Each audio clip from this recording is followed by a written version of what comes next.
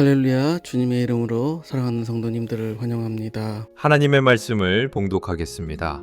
하나님의 말씀은 이사야서 61장 7절부터 10절까지 말씀입니다. 말씀을 봉독하겠습니다. 너희가 수치 대신에 보상을 배나 얻으며 능욕 대신에 몫으로 말미암아 즐거워할 것이라. 그리하여 그들의 땅에서 갑절이나 얻고 영원한 기쁨이 있으리라. 무릇 나 여호와는 정의를 사랑하며 불의의 강탈을 미워하여 성실히 그들에게 갚아주고 그들과 영원한 언약을 맺을 것이라. 그들의 자손을 문나라 가운데에 그들의 후손을 만민 가운데에 알리리니 무릇 이를 보는 자가 그들은 여호와께 복받은 자손이라 인정하리라. 내가 여호와로 말미암아 크게 기뻐하며 내 영혼이 나의 하나님으로 말미암아 즐거워하리니 이는 그가 구원의 옷을 내게 입히시며 공의의 겉옷을 내게 더하심이 신랑이 사모를 쓰며 신부가 자기 보석으로 단장함 같게 하셨음이라. 사순절은 단순히 절기를 지키는 시간만은 아닙니다. 이 시간은 우리의 신앙의 가장 깊은 질문 앞에 서는 시간입니다. 우리는 평소에 신앙의 언어를 많이 사용합니다. 하나님을 믿는다고 말하고, 하나님이 선하다고 말하고, 하나님이 우리와 함께 하신다고 말합니다. 하지만 삶의 현실이 무너질 때 그 고백은 생각보다 쉽게 흔들립니다. 어떤 사람은 병에 걸리기도 하고 건강했던 몸이 갑자기 무너지기도 합니다. 어떤 사람은 경제적인 어려움을 만나기도 합니다. 열심히 살아왔는데 한순간에 삶의 기반이 무너지는 경험을 하기도 합니다. 어떤 사람에게는 관계의 상처가 있을 수도 있습니다.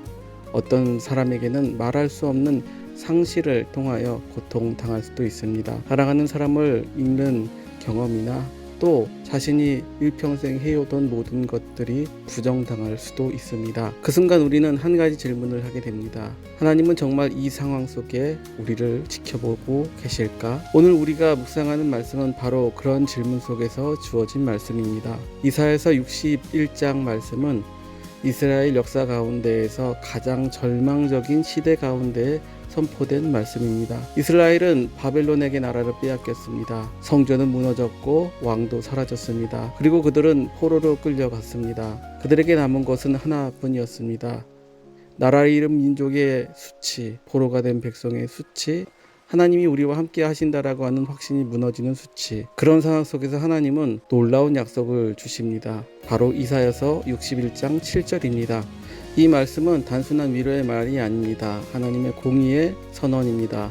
하나님의 회복은 단순한 복구가 아닙니다. 하나님의 회복은 항상 넘치는 회복입니다.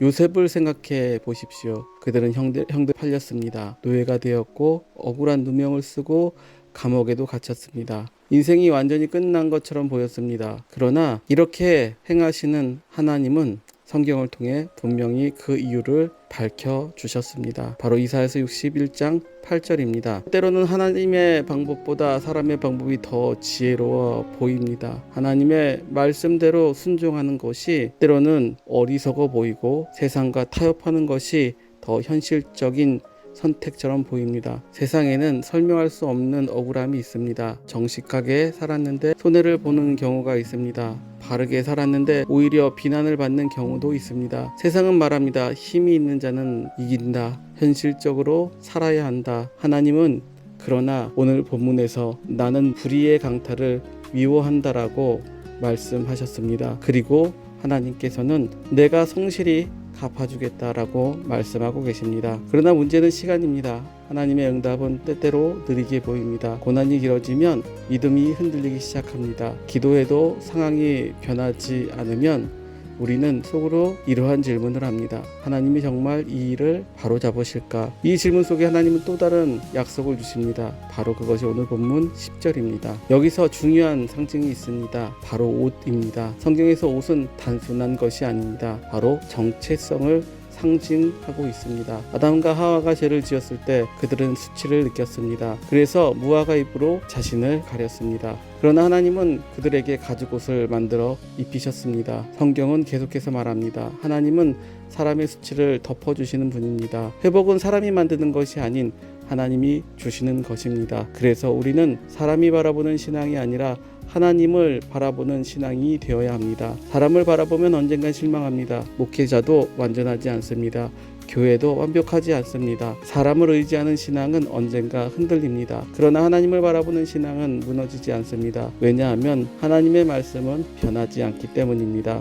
혹시 지금 여러분들의 삶 속에 수치의 시간을 지나고 있지는 않습니까? 때로는 억울함 속에 있지는 않습니까? 끝이 보이지 않는 고난의 시간을 지나고 있지는 않습니까? 오늘 하나님은 우리에게 말씀하십니다. 수치 대신 갑절을 얻을 것이요 능력 대신 기쁨을 얻을 것이다. 하나님은 눈물을 잊지 않으십니다. 하나님은 기도를 잊지 않으십니다. 그리고 정의로 응답하십니다. 그래서 우리는 타협하지 않습니다. 그래서 우리는 기도의 자리를 떠나서도 안 되는 것입니다. 그래서 우리는 사람이 아니라 하나님을 바라보아야 합니다. 왜냐하면 하나님은 우리의 부끄러움을 영광으로 바꾸시는 분이기 때문입니다. 잠시 기도하시겠습니다. 주님, 오늘 우리의 수치를 바꿔 하나님의 영광 가운데에 하나님의 살아계심을 경험하는 성도들이 되게 도와주시옵소서. 사람을 보고 세상을 보는 것이 아니라 하나님을 보고 믿음으로 나아갈 때 하나님 우리를 구원하여 주시옵소서. 예수님의 이름으로 기도합니다. 아멘.